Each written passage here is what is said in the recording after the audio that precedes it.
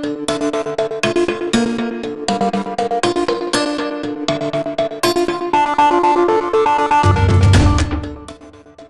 on Nation to Nation, we spent the last few days at the AFN Special Chiefs Assembly, and we're bringing you the highlights. Hello, I'm Karen Pugliese, and welcome to Nation. First up tonight, if you've been watching this show at all, you know we've been following Bill S2. It was drafted in response to a British Columbia court ruling, and its original purpose was narrow: to give Indian Act status to a few thousand people who lost it under old enfranchisement rules. And that was all it was really meant to do. But it must pass by April to meet a court deadline. When senators studied the bill, they widened it. After weeks of testimony, Senator Paul Prosper introduced amendments that go far beyond the original court fix. His changes would eliminate the second-generation cutoff, rules that allow some people to hold status, but prevent them from passing it to their children if they partner with a non-status person. According to Prosper, this is a rare chance to fix a long-standing issue. It's going to happen now. It's going to happen today. We will wait no longer. Minister Galmasi was on a S2 discussion panel at the Assembly. She said she also wants to end the second-generation cutoff. She understands the desire to do something right now, but she doesn't think this is the way to do it. Everybody in this room, everybody on this panel, including myself, seek and have the will to address the second-generation cutoff. While I am in this space of being a minister, my pathway is different. I have to uphold the legal and constitutional duty to consult. Also on the panel was longtime activist Sharon McIver. She's been advocating for exactly these changes for years. We caught up with her to ask what she took away. Well, thank you for talking to me today. I just wanted to know, what did you make of what Minister Mandy Galmasi said? Well, I admire her to be able to do what she's doing, but she's number 19 in the Ministers of Indian Affairs that I've dealt with since I started this work.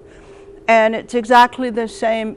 Everyone except one has promised that they would do what she's promising to do.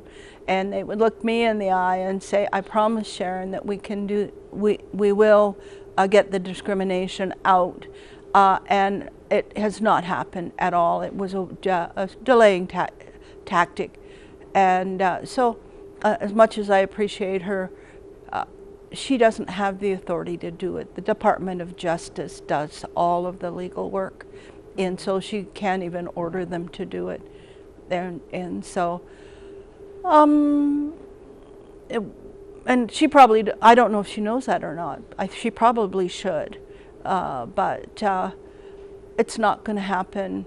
And I guess the more important thing to me is delaying because of consultation. You cannot consultate and get permission from anybody to continue the discrimination. Mm-hmm, mm-hmm. And it did seem a little bit like when she was talking about maybe more the citizenship than the legal. I don't know. Did you pick up on that? Well, I picked up on that, and they always do that. And being in the position that she's in, she should know, as I said at the very beginning, these are two different things. Every band in Canada right now has the right to talk and make laws about citizenship. They don't have the right to make laws about status.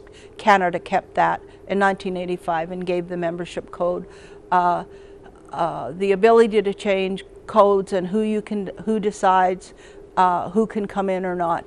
It can be under the authority of each band if they choose to do that. And what do you think? Do you think this bill is going to make it, or do you think it's going to Well, die? it's definitely getting through the Senate. And so they're going to do third reading tomorrow, and it'll go to the House of Commons, and then we'll just dance another dance with them. Sounds like you've been here before. Well, thank you so much for talking to me. Okay, and thank you. Senator Michelle Audette was also at the Assembly.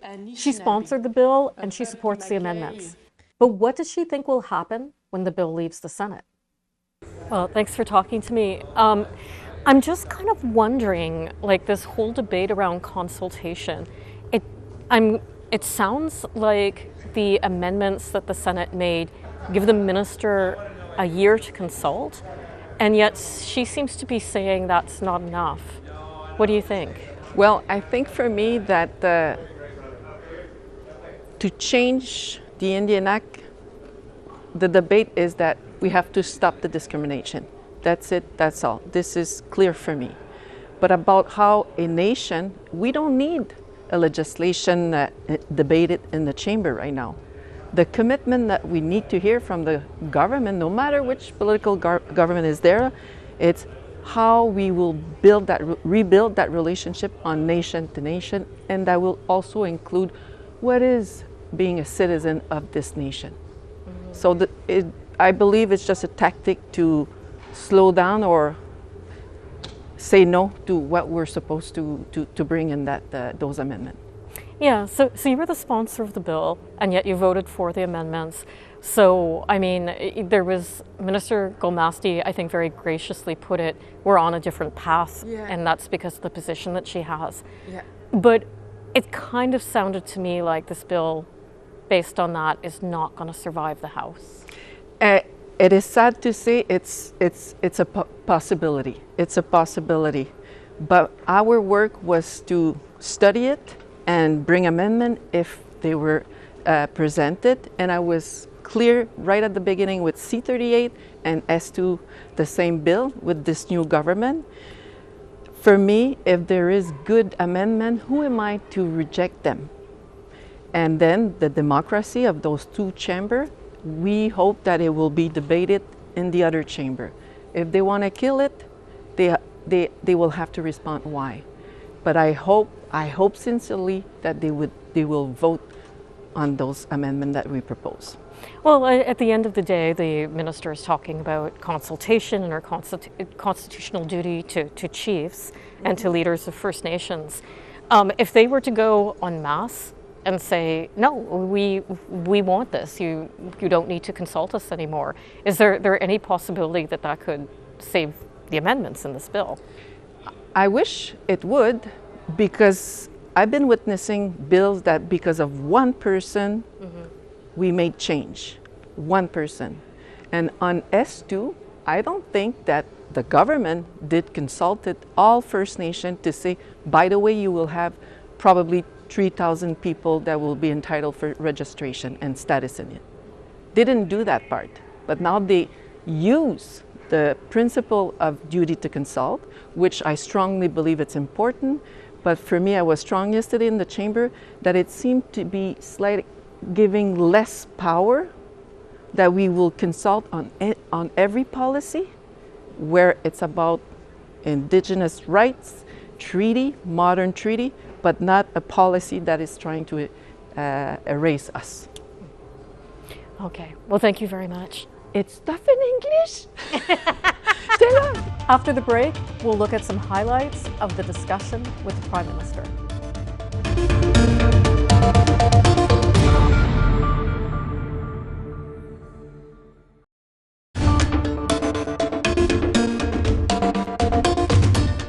Welcome back. Prime Minister Mark Carney made his first appearance at the AFN Special Chiefs Assembly on Tuesday, his first meeting with First Nations leaders since he called an emergency summit in July.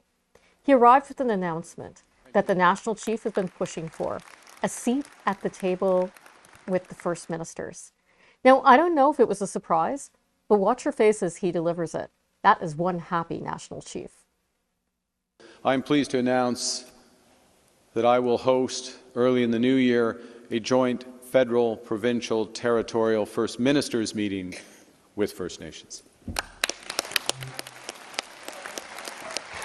There was more applause for the Prime Minister when he talked about sharing wealth and co-ownership, lines that really landed well in the room. But when Chiefs took to the mic, that tone shifted. Many said that he still has a long way to go to earn their trust, and they raised the issue of his government's MOU with Alberta, a move that some fear could clear a path for a pipeline through BC, something BC chiefs have already said no to. Carney has often promised that projects will not go ahead on First Nations land without their approval, but that came up again. Mr. Carney, I'm here on behalf of Heiltsuk First Nation Chief Marilyn Slett, who is also the president of Coastal First Nations. Mr. Carney, our title is not a policy issue. The Assembly of First Nations in Assembly here this morning voted unanimously to affirm the North Coast Declaration and rejection of any proposed pipeline to BC's coast today. Thank you. Do you respect the direction of the rights and title holders? Canada's relationship with our nation is founded on sacred treaties. These are not historical artifacts, they are living, binding agreements between sovereign nations.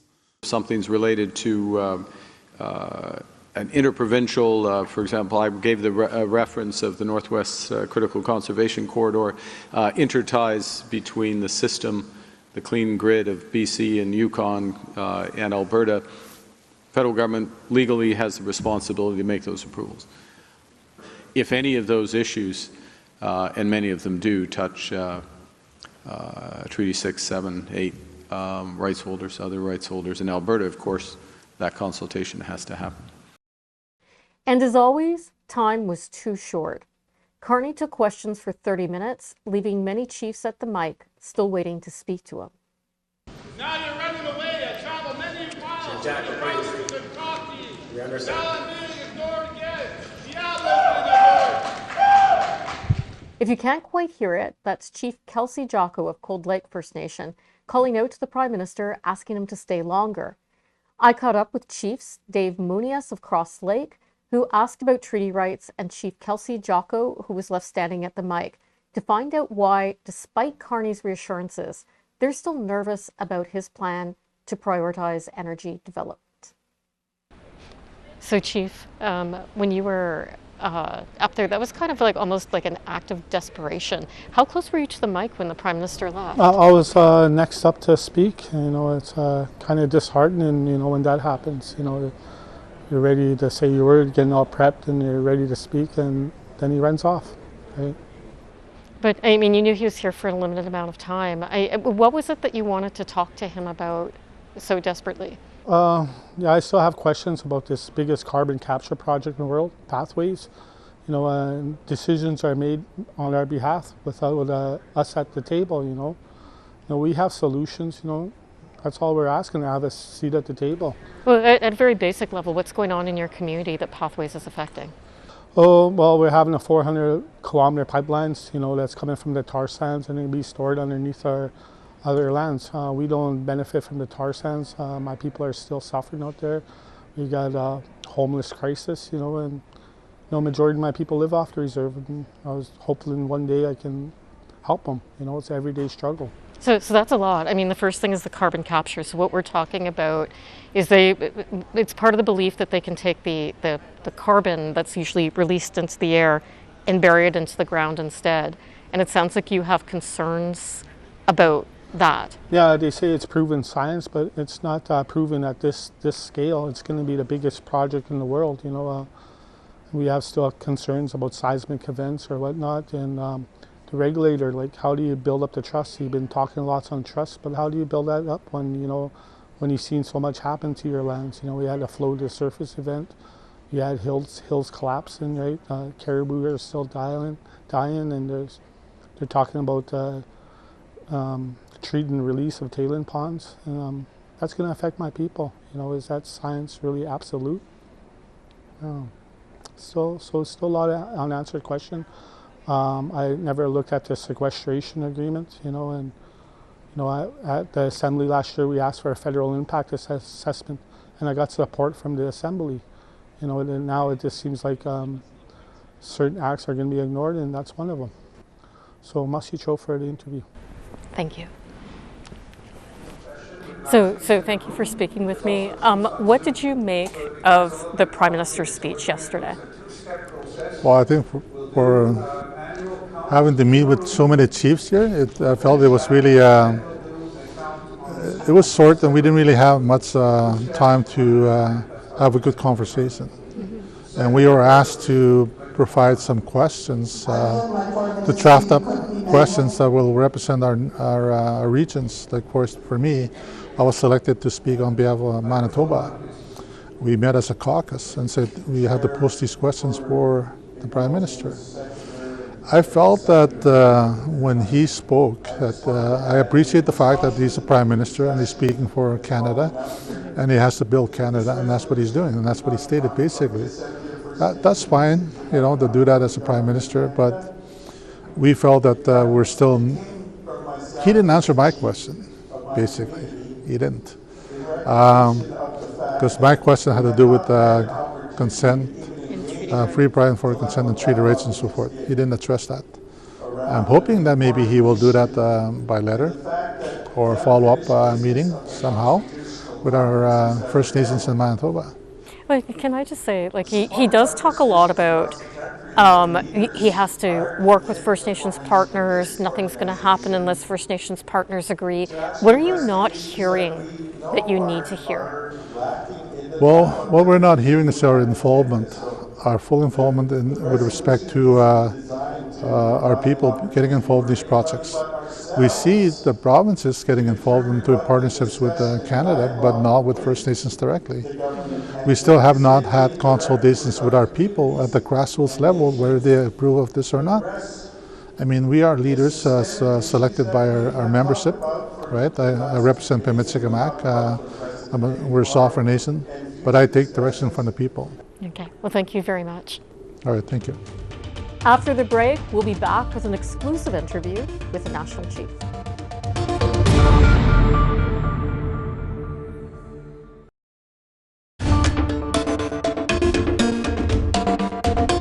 Welcome back. National Chief Cindy Woodhouse Nepinak opened the Special Chiefs Assembly with a pointed review of the federal government. Not with a failing grade, but not a happy one either. She called out the lack of new investments for education in the budget and the delay of a long-promised water bill that was supposed to be reintroduced in the fall. So what generational investments were included in the budget for First Nations education? That silence you hear sounded like Canada's response. Education is one example. Closing the discriminatory First Nations infrastructure gap is another. First Nations policing, the First Nations Procurement Authority, states of emergency that chiefs called all over the country were all ignored in this budget. Yet the government still says, trust us.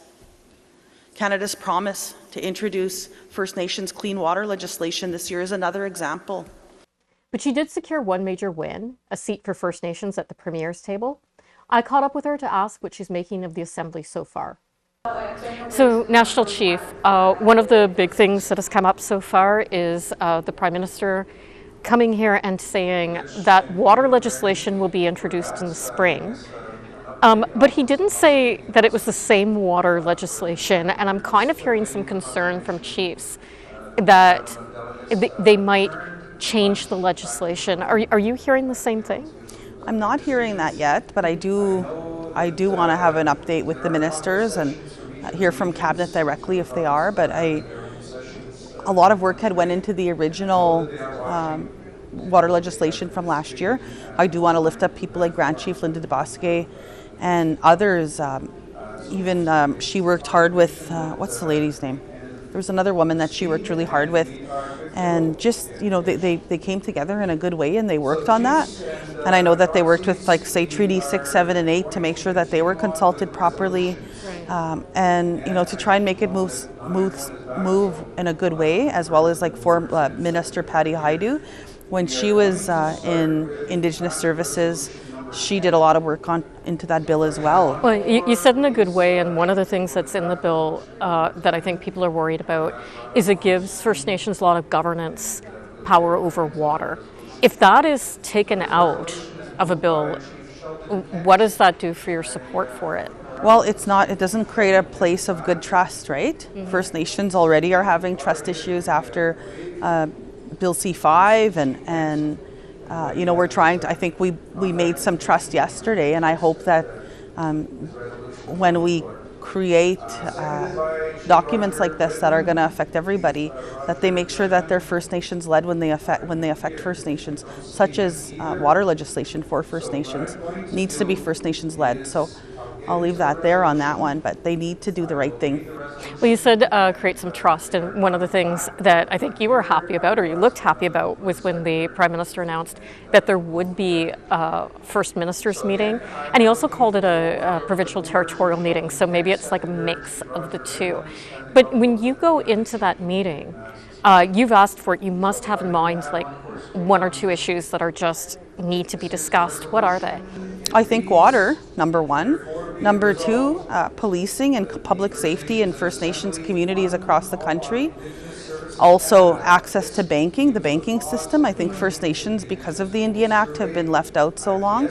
There's other issues like Bill S2 that we see with the membership, putting that back towards First Nations. There's so many issues, so I don't want to speculate on exactly what will be on that agenda, but I do want to give regional chiefs and chiefs across this country to decide what that agenda looks like. Okay. And you mentioned S2. There was a panel here today, and I know this is an issue that you've been talking about quite a lot, is the children, the grandchildren who are being cut off and the second generation cut off. You testified before Senate based on work that the Assembly of First Nations has done in favor of the second generation cut off. It did not sound like the minister was going to be able to support that. What are your thoughts on what you heard? I hope they find a way forward. I think it's been a long, outstanding issue, and I look forward to hearing. I know there's late resolutions coming up on this, so I want to reserve that and listen to the chiefs in assembly here on that way forward. But you're right, there is a gridlock between the Parliament and the Senate on this issue, and we have to come out of this in a good way and find a way forward, because we can't leave it as is. If we leave it the way that it is, there'll be no, like First Nations, they're going to try and extinguish our rights through this process, even though we signed treaties. And then 11 years later, they started to sign the Indian Act. The Indian Act wasn't law until 11 years after the signing of treaties. So we have to find a way through it. And, we have to work together in good way and find that common ground, but at the same time, make sure that it's First Nations led, First Nations driven for once and for all, so that this can be fixed. No other group around the world is told by a government who they are or aren't. If somebody's Italian, they're just Italian, or Italian Canadian, and so First Nations want to be Canadian as well, but we want to be Indian first, right? Like, we are who we are. We want to be First Nations people first. So. And then just finally, I think one of the things that's ongoing is really Bill C-5, the One Canadian Economy Law. What did you make of Chief's reaction to the Prime Minister? There seemed to be applause at points where he was talking about consultation, but then Chiefs got up at the mic and there seemed to be this lack of trust. How are you interpreting that? There's certainly still a lack of trust. I mean, putting through a major bill like that in 20 days is not something that we should celebrate, and it's far from democracy. I think also they missed the boat on making sure that First Nations had their voices heard there, as well as environmentalists maybe, or people that support or oppose. Nobody was really heard through that process, and I think if there's one lesson to be learned to Canada and to the provinces, is to make sure that there's space for people to debate such important pieces of legislation. Okay, well, thank you so much, Thank National you. Chief. Thank you so very much. That's all we have time for. Thank you for joining Nation to Nation. I'm Karen Pugliese. If you've missed any part of the show, you can catch it on our podcasts at aptnnews.ca/podcasts. Good night.